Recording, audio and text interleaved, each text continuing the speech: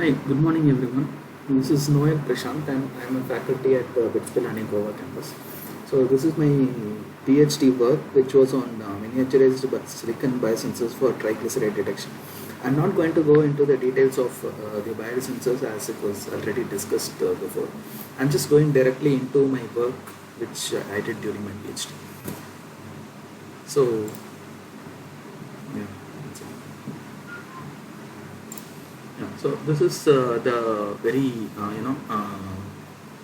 simple structure of my final product. So here we have the silicon biochip which I have displayed, and this is the display unit where we'll be displaying the output concentration of the triglycerides. And this is the principle of working.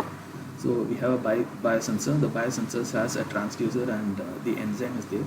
So when we put the bioanalyte, it binds up with the enzyme, and there will be some pH change. And depends on the pH change, and output will be we'll get the output, and the output will be a change in the CV.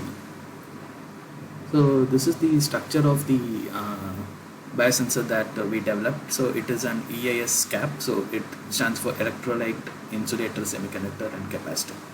So the structure is similar to a MOS cap, except for the fact that the metal is replaced by an electrolyte here. In this case, the electrolyte is a blood serum. But then you will see that the blood serum, when it reacts with the enzyme, it will change into fatty acids. So you'll have a pH change, and that will give you a shift. So this is the structure of the biosensor that we have developed.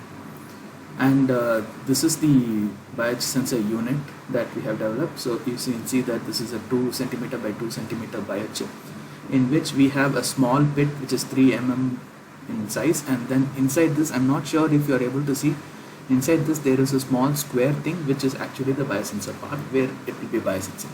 So you may ask, like, why there is this big area here. This big area is because you need to have contacts. So yeah, so you essentially you will have a front contact on the one contact on the top, and then the other contact will be on the bottom. So this is like you will have one contact here and the other contact at the back.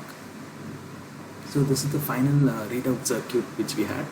So here you can see that we have a biochip, and this is the contact which is holding the biochip, and this comes out.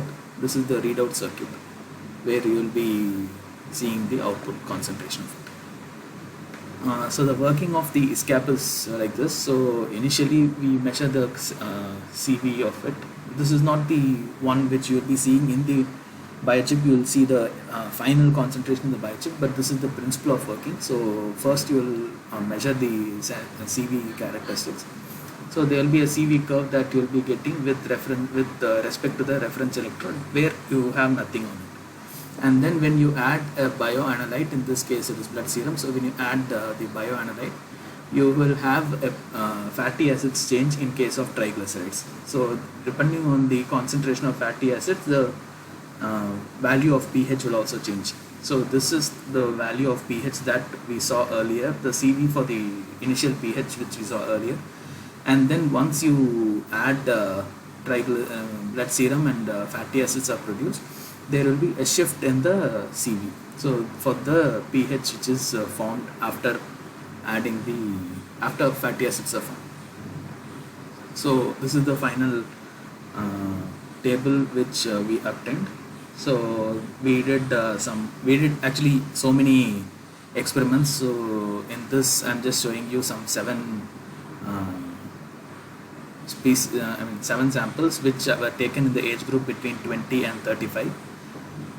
So yeah, this no dilution, just I'm not going to discuss about this dilution part.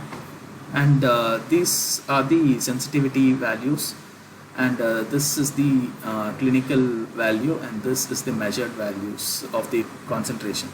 So you see that the least concentration that we obtained was 7.79% error that we obtained, and the maximum percentage of error was 16%. Whereas the device sensitivity varied from 39.6, or I can say 40, so 40 to 57 millivolt per pH. So this is the pH shift that we obtained. So yeah. So this is the end of the presentation. With this, I'm going to conclude my presentation. Thank you.